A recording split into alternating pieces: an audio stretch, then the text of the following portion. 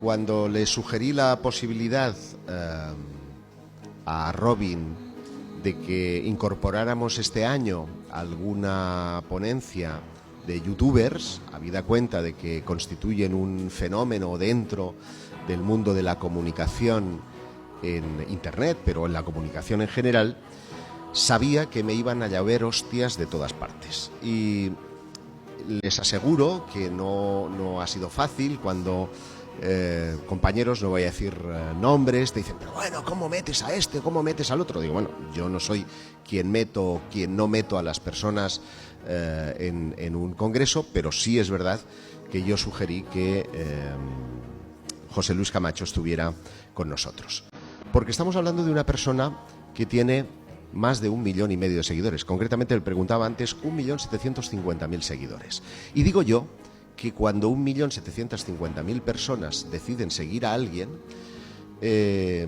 decir que esa persona es tal o es cual es insultar a ese 1.750.000 personas que le siguen por alguna razón, porque su exposición o sus perspectivas o su modo de ver las cosas es significativa para una gran parte de los interesados en estos temas y de la población. De ahí que yo abogue precisamente por una apertura global en lo que es tanto la investigación como la divulgación del mundo del misterio en general, y por la que me plazco en presentarles a nuestro próximo ponente. Él nació en el año 69 en Palencia, a pesar de que de muy chiquito se fue a vivir a Valladolid, que es donde reside. Técnico superior de sistemas, está ahora, por cierto, en el desarrollo de una microcomputadora que espera ver la luz prontamente con ingenieros alemanes en un proyecto que lleva por nombre M65. Es, mundialmente conocido por impulsar un canal de YouTube que lleva por nombre Mundo Desconocido. Con todos ustedes, José Luis Camacho.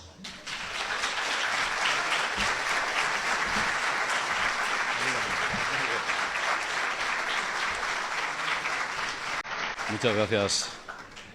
Muchas gracias a todos.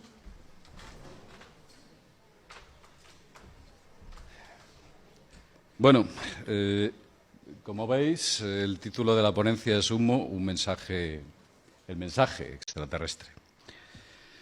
Es posible que muchos... Y yo creo que es un ejemplo de valor y de audacia que sinceramente no he encontrado nunca más en el mundo del misterio, en ningún otro investigador. Entonces, aunque yo soy consciente de que jamás, haga lo que haga, le llegaré a la suela de los zapatos, para mí Andreas siempre ha sido el gran referente, el mayor referente, y lo que dije en esa carta lo he repetido siempre que he tenido la oportunidad de expresar lo que pienso de Andreas en cualquier foro, en cualquier artículo, en cualquier libro, porque es lo que pensaba y es lo que sigo pensando.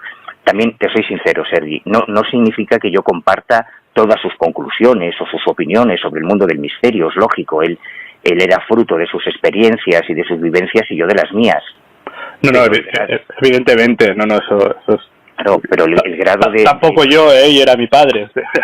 Bueno, mira, me alivia, me alegra que me lo digas. No te preocupes, Me alegra que me lo digas. El objetivo de este programa, o uno de los objetivos, tampoco es hacer un panegírico de Andreas Werkheiser, Si tú crees que en algunas cosas difieres de sus conclusiones, pues con toda la libertad del mundo. Por favor, aquí estamos para esclarecer dudas a las mismas preguntas de siempre. Yo te quería preguntar, aprovechando esta valentía tuya y este compromiso con la verdad y estas ganas de decir lo que piensas sin tapujos, mira, quería saber qué opinabas tú de eventos como el que te hablaré ahora. Pues lo pongo simplemente por un ejemplo para valorar tu opinión, ¿no? Con fecha 11 de julio de 2017 me envió una conocida, con la que he hablado en algunas ocasiones, invitándome al Ufology World Congress, que se celebraría del 19 hasta el 21 de septiembre en la montaña mágica de Montserrat, en Barcelona, donde en esos momentos ella colaboraba con el equipo organizador. Unas semanas más tarde, el 1 de agosto, recibí otro email con la convocatoria de prensa. Permíteme que te lea las primeras líneas solamente. Sí, mi nombre es tal y soy la encargada de la comunicación y producción del evento The Ufology World Congress, un congreso donde expertos de todo el mundo, como Michael Sala, Enrique de Vicente, Laura Eisenhower y muchos más, se reúnen para ofrecernos, atención aquí, ufología profunda, el lenguaje de la luz, los híbridos humanos, balanceado con mensajes de espiritualidad y descubrimiento interior. Abrió el congreso una exposición de Sebastián Darboux. Dios mío. Y parece que el invento funcionó porque este año vuelven a la carga componentes como Erich von Däniken, Sixto Paz, tu amigo Miguel Blanco e incluso un tal José Luis Camacho que se define como activista, programador, hacker, ocultista, alquimista y mago. Ahí es nada. Y que en la actualidad es el administrador del portal mundodesconocido.com. La madre que lo parió. Sí, que aprovecho para decir que nada tiene que ver con la revista dirigida por mi padre, por Andreas Faber-Kaiser. Repite como presentador otro amigo y compañero tuyo, Josep Guijarro. Yo, con el corazón en la mano, si no quieres, no respondas. Manuel, ¿qué opinas de este tipo de congresos? ¿Hacen bien o mal a los pocos investigadores serios que puedan haber el hecho de verse mezclados con conocidos charlatanes y farsantes como el tal Arbonés? Hacen bien económicamente a los que van al congreso, porque creo que cobran, que hay entradas hasta de 400 euros, o sea, deben mover una pasta enorme, pero hacen un daño irreparable a la investigación, al fenómeno OVNI. O sea, yo no estoy intentando contenerme para no decir tacos, pero de verdad me cuesta, Me parece que ahí debería actuar la Fiscalía de oficio para detener a los organizadores y a la inmensa mayoría de los participantes. Yo no consigo entender, por mucho que les paguen, qué coño pintan ahí algunos de los nombres que has mencionado, porque se supone que son personas que aman estos temas. Otros no, en el caso del Darboux, el Camacho o esta panda de sinvergüenza, ya sabemos a lo que van. Evidentemente. La tela, ¿no?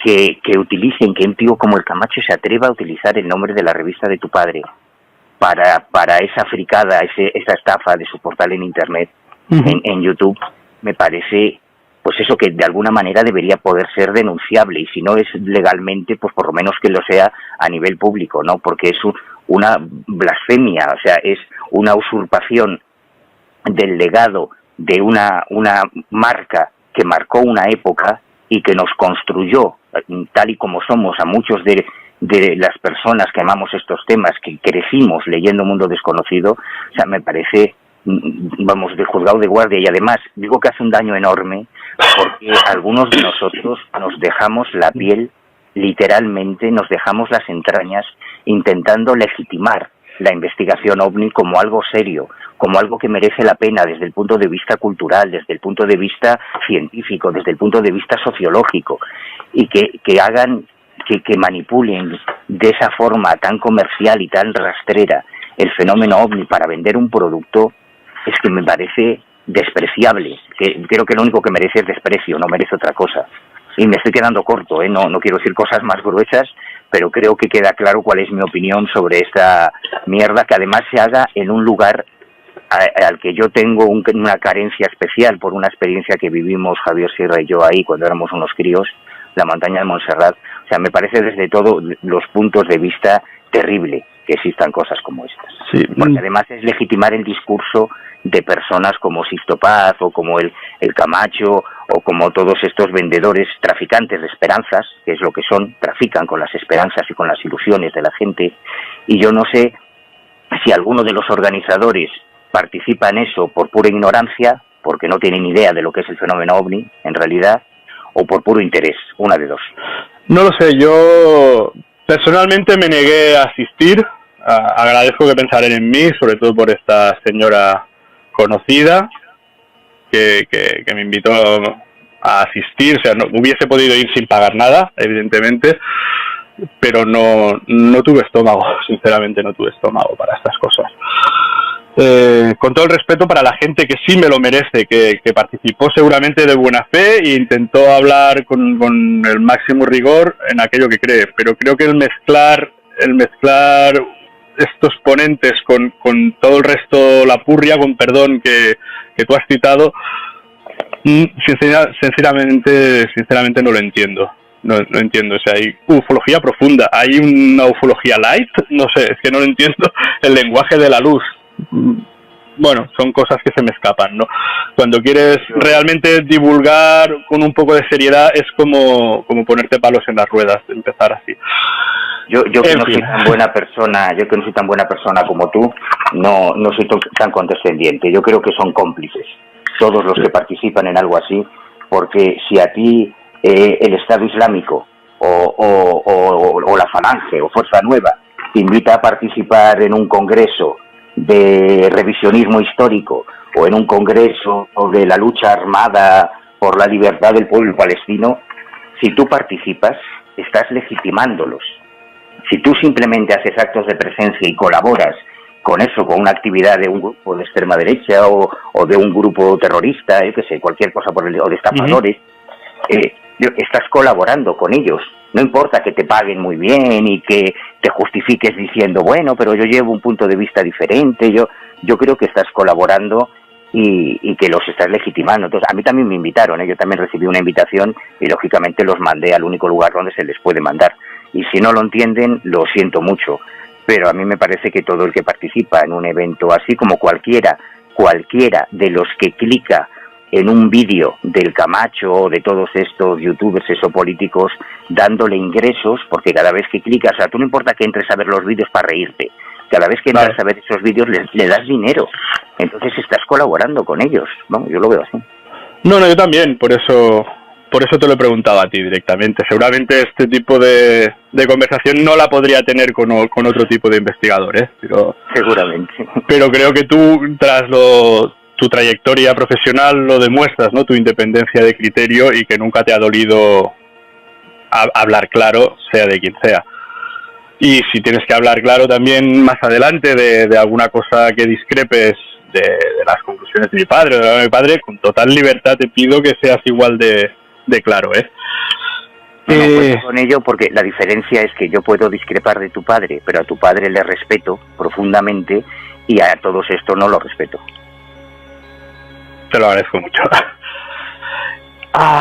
Hablamos luego en un ratito de Castaneda, personaje al que has dedicado los últimos 5 años de tu vida, mucho dinero y mucho esfuerzo.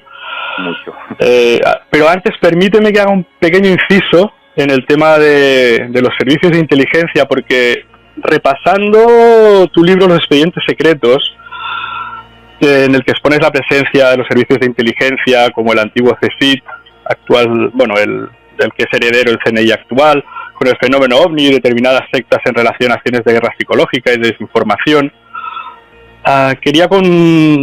Hay un momento en el que dices que Andreas Faber-Kaiser, mi padre, antes de morir, te entregó una copia de una relación de resúmenes de casos OVNI recogidos por la Guardia Civil desde 1953, que el general Andrés Casinello, por aquel entonces jefe del Estado Mayor de la Dirección General de la Guardia Civil, le facilitó en persona en 2 ocasiones, ¿no? El 23 de octubre del 83 y el 25 de septiembre del 84.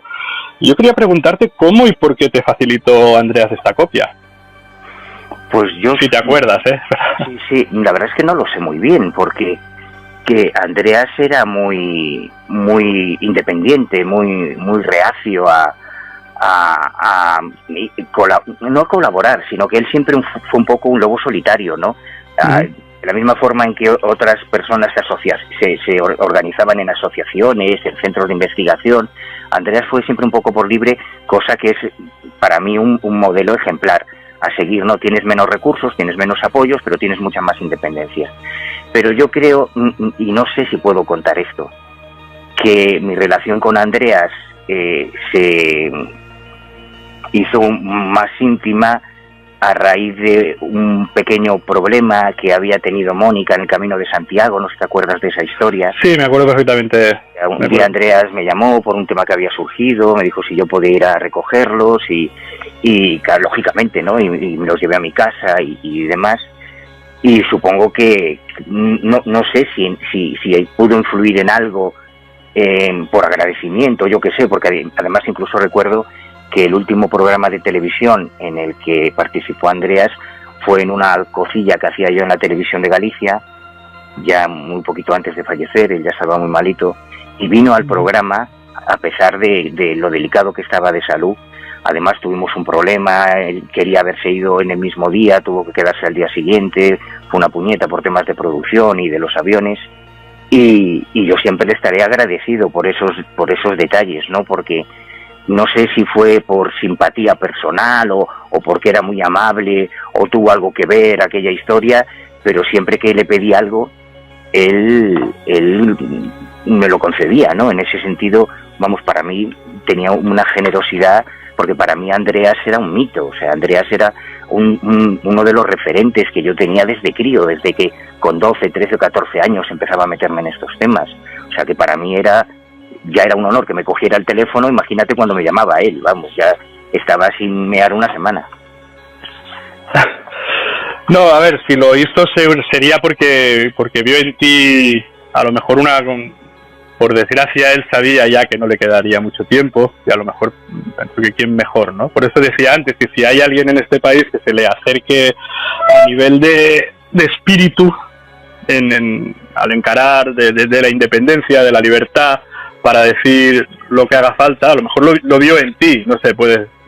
Yo creo que lo que pasó es que como yo le iba contando mis pequeños progresos en ese tema, claro, cuando le contaba las barbaridades que hacía, pues yo he hecho muchas locuras, muy, muy irresponsables, para conseguir esos documentos, por ejemplo, no desclasificados, o cuando le dije que me había metido en la casa del coronel Juan Alberto Perote, que había encontrado una manera de meterme en la casa de Juan Alberto Perote, que en aquel momento era un personaje muy mediático, porque era el número 2 del CSIC, del Centro Superior de Información de la Defensa, lo que ahora es el CNI, el Centro Nacional de Inteligencia. Sí, es un personaje al que citas extensamente en este libro que he dicho antes, ¿no? En los expedientes secretos. Que no es un personaje cualquiera, porque no es que sea un espía más, es que era el jefe de los espías, él era el responsable de la OME, de la Organización Operativa de Misiones Especiales, de los James Bond, digamos, españoles, y tenía una gran vinculación con el mundo de lo paranormal y del misterio. Y cuando yo le contaba estas cosas, pues supongo que Andreas pensaría, joder, pues este chaval va en serio, está dispuesto a hacer cualquier barbaridad, y a lo mejor fue eso por lo que me facilitaba esa información, no lo sé, la verdad es que no lo sé. Ahora que hablabas de Perote y de los servicios de inteligencia, sabemos ya desde que se destapó el tema de COINTELPRO en Estados Unidos, que fue la infiltración del FBI en todos los grupos más radicales dentro de todo el espectro político, desde la extrema derecha como el Ku Klux Klan a la extrema izquierda, como podían considerar en aquellos momentos los Panteras Negras. Sabemos que los infiltraron, que intentaron distorsionar los movimientos que consideraban peligrosos para el sistema desde dentro, y en el caso de los Panteras Negras evidentemente lo consiguieron. En España, ¿te consta que haya una infiltración de servicios de inteligencia por ejemplo, en grupos de extrema derecha con intereses en el ocultismo, el hinduismo, en algún tipo de sectas?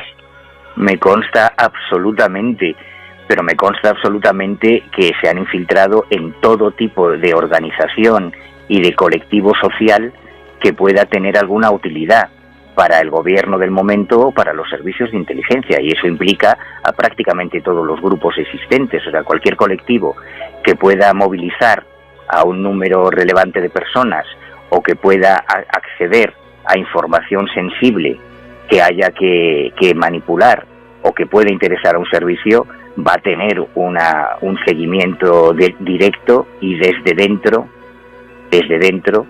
por parte de los servicios de inteligencia, no solo de la inteligencia del Centro Nacional de Inteligencia o del CSIC, sino también por parte de los servicios de información de la Guardia Civil, de la Policía, de la Archancha, de los Mossos de Escuadra, de las policías autonómicas y en algunos casos incluso de las secciones de inteligencia de los 3 ejércitos, del Ejército del Aire, de la Armada y del Ejército de Tierra. Todos, y claro, a mí no me interesan todos, a mí no me interesa la política, por ejemplo, pero sí me interesa todo lo que tenga que ver con el mundo de las anomalías. Entonces sí he seguido muy de cerca alguna de esas infiltraciones o alguna de esas campañas de intoxicación en sectas, en grupos de investigadores. Mira, uno de los libros que publicamos ahora en la editorial del Ojo Crítico, que reeditamos en realidad ampliado, UFOLIX. Son cientos de documentos que comenzamos a recibir en el Ojo Crítico hace unos años, cuando alguien muy cercano además al mundo del espionaje y muy directamente involucrado en el proceso de desclasificación OVNI en el Ejército del Aire, decidió que nosotros éramos los receptores oportunos de esos documentos que comenzaron a enviarnos, siempre por vía postal, porque esta gente no suele utilizar Internet, y en los que hay no solo expedientes, documentos, informes internos, sino incluso informes sobre investigadores. O sea, cuando nosotros recibimos tres o cuatro, no recuerdo exactamente, informes sobre JJ Benítez, por ejemplo, en uno de los cuales el redactor de ese informe decía: se ha comprobado en su círculo cercano que es adicto al régimen, porque el padre de Benítez era guardia civil.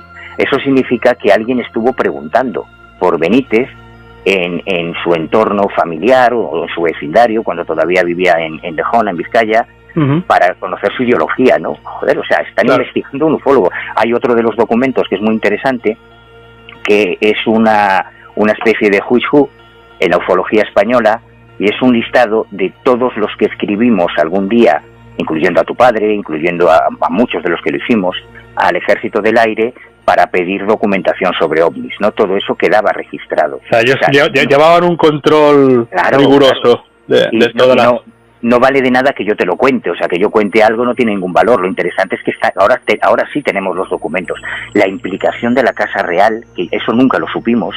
Yo cuando escribí los expedientes secretos, claro, no había accedido a esta información, no tenía ni puñetera idea. La implicación del CSIC, por ejemplo, nosotros no sabíamos en aquel momento que fue Emilio Alonso Manglano, el director general del CSIC, el jefe de Perote, el único que estaba por encima de Perote, el que intercedió precisamente por una intercesión del rey don Juan Carlos para que fuese Ángel Bastida, el coronel Ángel Bastida, el que asistiese al curso de verano sobre ovnis que organizó en la Complutense Benítez, y donde también estuvo Andreas, y estuve yo, y Javier, y tantos otros. Eso fue el verano del 92, si claro, no recuerdo mal.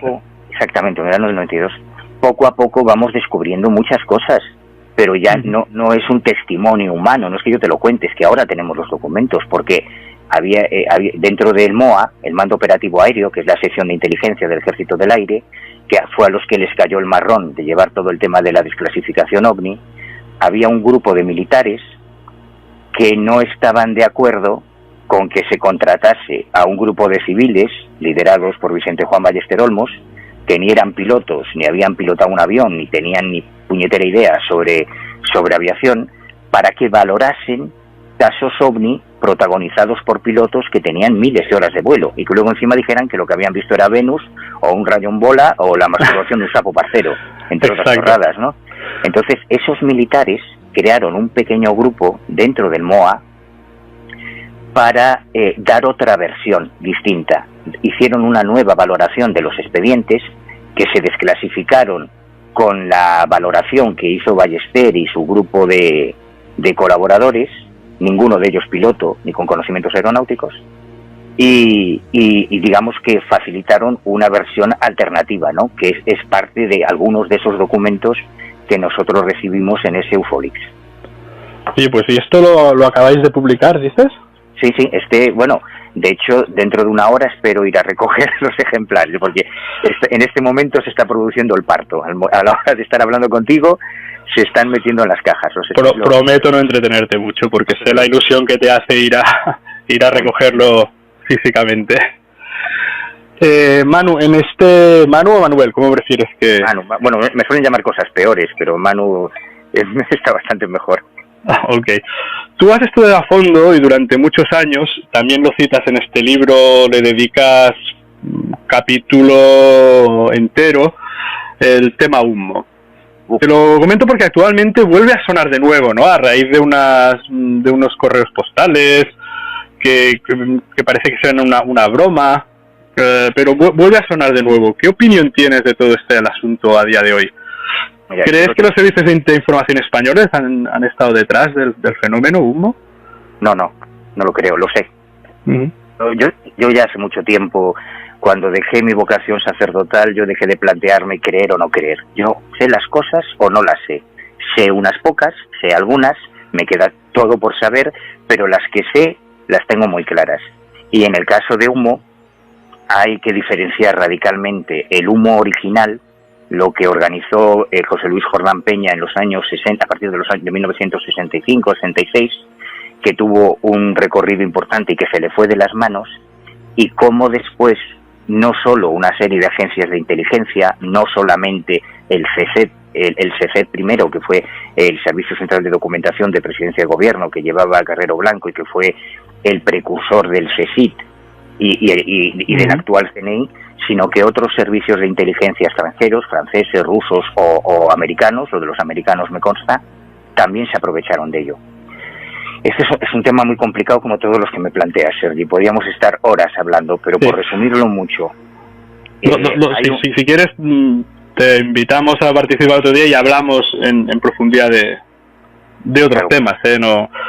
Hoy hacemos un poco, aprovechando que te tenemos, queríamos hacer un pequeño barrido de temas interesantes que tú has tratado, ¿no? Pero entiendo que hoy luego nos centraremos mucho más en el tema Castaneda, que es lo que realmente nos hace ilusión. Ya tengo muchas ganas de leer el libro que acabas de sacar. Pues cuando tú quieras y para hablar de lo que quieras, pero por no dejarlo en el aire, concretamente, y yo creo que se entiende muy bien. Alguien crea una historia, y esa historia tiene tanto repercusión y tanto recorrido internacional que escapa a su control. En el mundo de la criminología, que es en el que yo más me muevo, existe la figura de los imitadores, ¿no? Esto los oyentes lo habrán visto muchas veces en las películas, cuando hay, por ejemplo, un asesino en serie que comete una serie de crímenes y de repente hay una serie de zumbaos que se dedican a imitar su modus operandi realizando crímenes que no ha realizado ese asesino en serie originalmente, lo que entorpece mucho la investigación. Humo es uno de esos casos. Cuando Humo trascendió las fronteras de España, llegaron a hacerse aberraciones terribles, como por ejemplo una clínica médica en Argentina que decía curar con la medicina humita, que tenían el remedio para el cáncer y que hizo que muchos enfermos oncológicos dejaran el tratamiento y terminasen muriendo por irse a la clínica de la medicina humita. Jordán Peña no tenía nada que ver con aquello, simplemente fue una inspiración.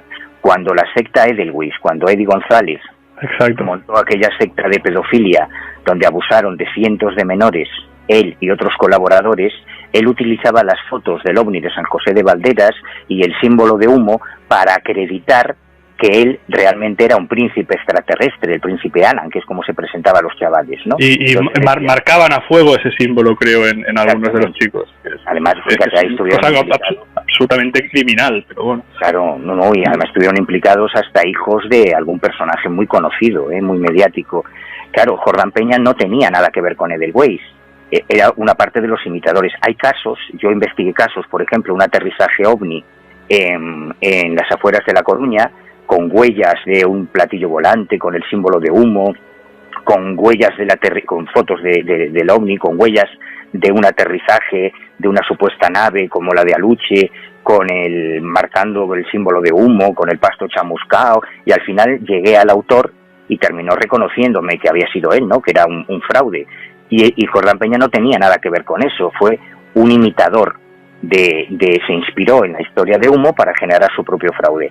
Bueno, eso continúa ocurriendo, pero ya para responderte al tema de los servicios secretos, además de la implicación del KGB y de los servicios franceses, que ya está muy documentada, una de las experiencias más alucinantes que yo tuve en mi vida, estando con Juan Alberto Perote, precisamente con el número 2 del CSI de la época, es que un día me dice, como yo le preguntaba por estos temas, claro, para un espía, mientras no le preguntes por los escándalos del rey, por su rollo con Bárbara Rey o por sus temas económicos, o no le preguntes por temas políticos, pues supongo que él me veía inofensivo, ¿no? Claro. Y habló mucho sobre temas, la relación con lo paranormal.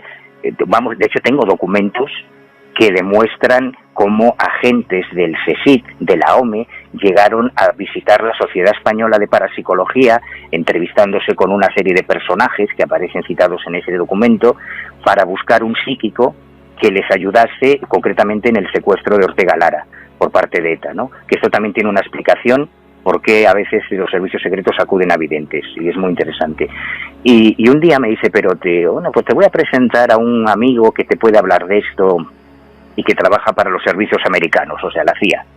Uh-huh. Y recuerdo perfectamente que quedamos en un lugar determinado, me meten en un coche que te juro que parecía el coche fantástico, yo flipaba, claro, era un coche de la CIA, con un montón de aparatitos, cámaras escondidas en el fuselaje, ordenadores, bueno, yo alucinaba, ¿no? Y este tío me estuvo contando cómo en Estados Unidos aprovechaban todo el rebufo de humo, lo mismo que hizo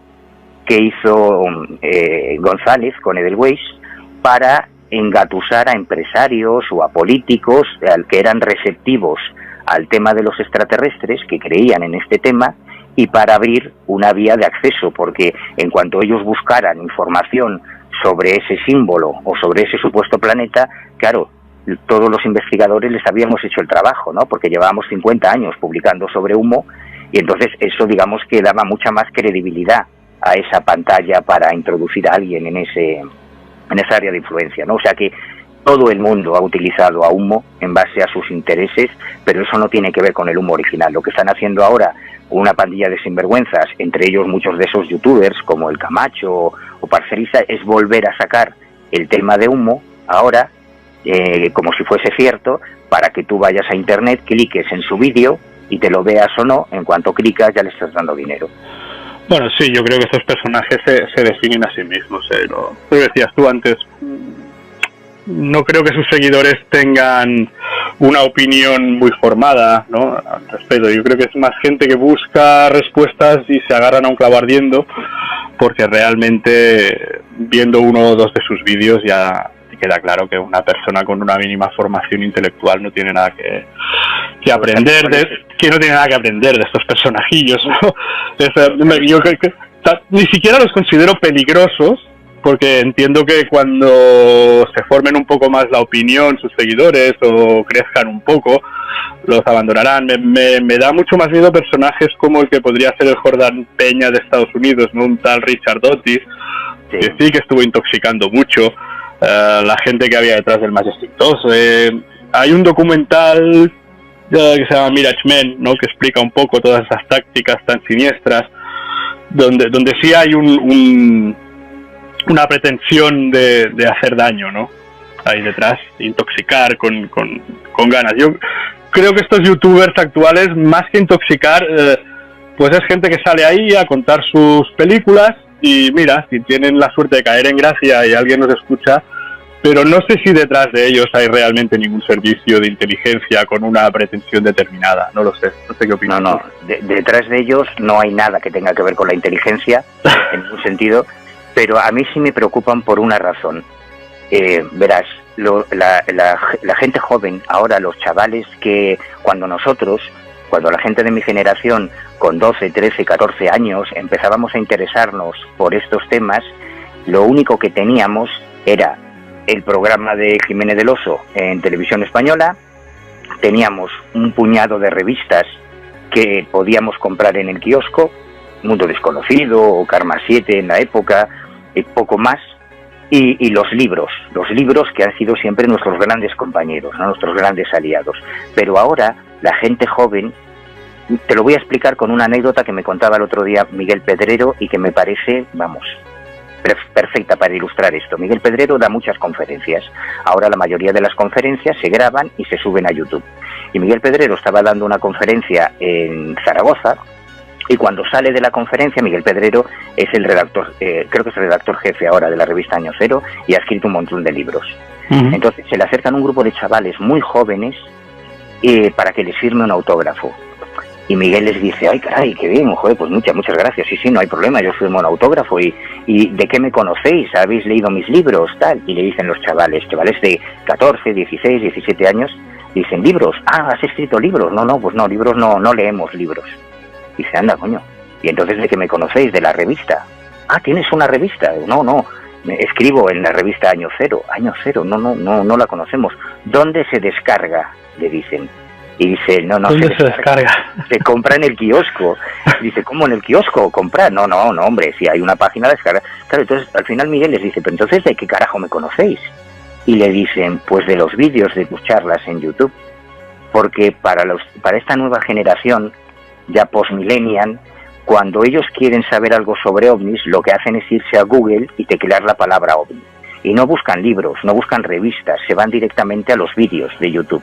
Y por desgracia, esta panda de delincuentes que se han hecho con el control de la red en cuanto a la divulgación de estos temas, son las primeras entradas que se encuentran.